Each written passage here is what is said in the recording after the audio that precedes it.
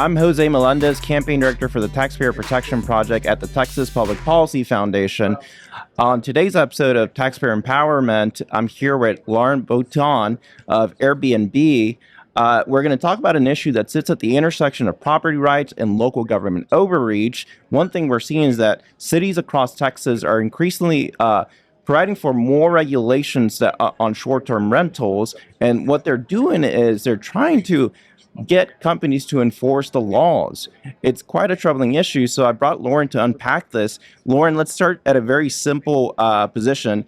Tell us what's happening on the ground here in Texas. Yeah, thank you so much for having me. So we're starting to see a trend in Texas where municipalities are beginning to regulate the internet platform itself. So when people think about Airbnb, there's really two main types of regulations that we think about.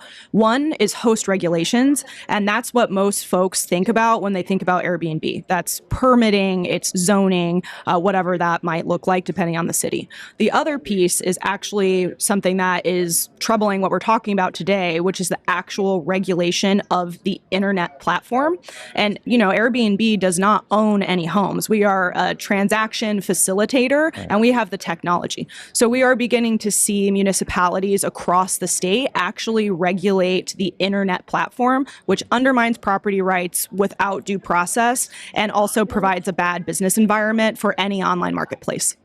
So would it be fair to say that cities are saying, hey, we don't want to do this, you do it? Is that a very simplistic way to put it? That is exactly the case. They are essentially outsourcing the enforcement of their own laws to a tech platform. Right now, it's Airbnb, but as you can imagine, as the world moves more and more online, that could really look like anything in the future. So for a second, let's talk about some of these Airbnb folks, these people who aren't the big corporations. They're the ones that are just trying to make supplemental income.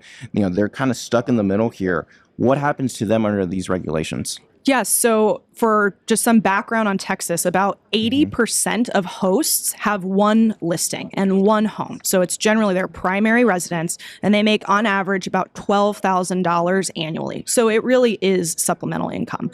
And the impact that this has on them, they now have to contend with the host regulations. What cities are doing, and not all of them, but a lot of them are using the regulation of the platform to just flat out remove people from hosting, so you don't even get the option to do it. So it essentially blocks people from even accessing the Airbnb platform, preventing hosting flat out. You don't even get the chance to consider it. So let's walk through a couple of examples of cities out there in Texas. I know you've mentioned to me personally that the city of Houston could have removed up to half of their listings on Airbnb had they gone through with this. What does that look like in actuality? Yes. So I will say Houston, unlike a lot of other cities, has actually been fairly willing to work with us, which we're very grateful for. But the reality is, if their permitting system went into place without any delay in enforcement in January, we would have had to remove the majority of hosts at that time. And they had communicated a few months ago, they've also delayed the mass delisting of all of the hosts who don't have a permit, which we're very grateful for, and the hosts are very grateful for. But the reality is that would have prevented 50% of people from even getting on the Airbnb platform. So you would have a situation where you have thousands and thousands of people on Airbnb one day, completely wiped out, removed from Airbnb the next day, and unable to host at all unless they are going to obtain that permit from the city. So let's bring it closer to home. We're here in Austin. In Austin, you have thousands of listings. But only 20% actually have host permits. Yes. So what happens when these changes go into effect on July 1st? So as of today, with the ordinance, if the city does not follow what Houston did, then 80% of Airbnb owners in Austin will be removed from the platform. What's striking is that this isn't just big cities. We're also looking at smaller municipalities. I'm looking here at a city like Leon Valley that has 4,000 people, Smithville that has 11,000 people, and they're adopting these policies to require platforms to remove listings within days. That's quite shocking. So what does that say about the trend and where it's heading? Yes, we are seeing this trend across the country, and it's actually something that's very, very problematic in a lot of other states for us. And it's just cities have become frustrated by the inability to enforce their own laws, or the unwillingness in some instances to enforce their own laws. So they have gone ahead and said, you know what, we can actually just stop this with regulation of the platform, and we don't have to deal with any of it. So we are seeing this trend happen more and more. And to your point, we do have these two smaller municipalities in the state of Texas, Leon Valley and Smithville, who have adopted these regulations. So that presents a challenge for hosts in those communities, because those actually are, and then also presents a problem for the company because those regulations are actually not the same as Austin and Houston. So now the company has to go in and determine, all right, do we have to build a product for this? What does this actually look like internally? And then again, those hosts are having the ability to host completely taken away from them without any recourse. So let's talk about solutions for a moment. You've mentioned to me about a model policy that, in fact, just recently passed in Utah. What does that policy actually do? Yes. So this is a state law on the books in North Carolina, Tennessee, and most recently Utah, which we're very, very grateful for the representatives who carried those bills for us.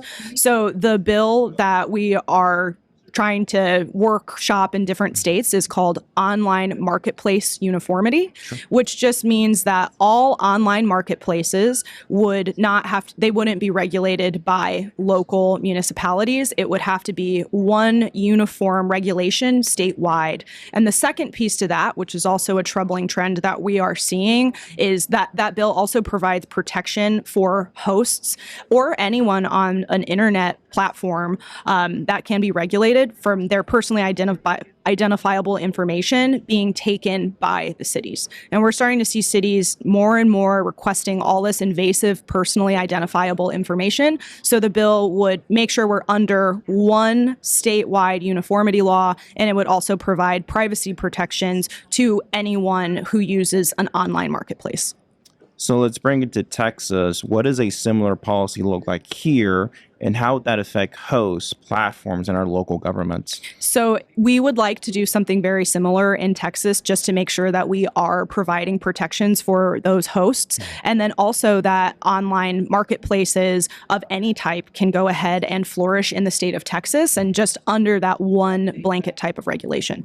And the good thing is in Texas right now, there are only a few municipalities who have started to regulate the platform itself. So for the majority of local governments in Texas, absolutely nothing would change. However, there are some of the larger cities who have, this potentially would change something for them. And then for hosts, they would make sure that they have protections and that they're able to hopefully be able to keep renting their properties, using their property rights as they see fit. So Lauren, as a final question, just think about for a moment that this current trend continues for the next 3 to 5 years. What does that look like for a lot of these homeowners, these entrepreneurs, and these digital platforms? It presents a very, very challenging future from a regulatory perspective when you look at the online marketplace. And as things become more and more online in the technology space, I think it will have a chilling effect on business. It's just very, very difficult to have a patchwork of regulations. And if you think about Tesla, which has all of this technology in the car, and they have to adapt their own regulations when they're driving from Austin to Leon Valley in the county, the unincorporated area, and all the area in between. It's really just not able to, that's just not how the internet works. So it would have a chilling effect on business. And then you are, with some of these laws, undermining people's property rights, just flat out, and saying you cannot access this part of the internet. So that's a troubling trend. And we're hoping that if this law passes, it will make sure that Texas is good for business and stays good for business, and that folks are protected in the future from the privacy angle and also for the property rights as well.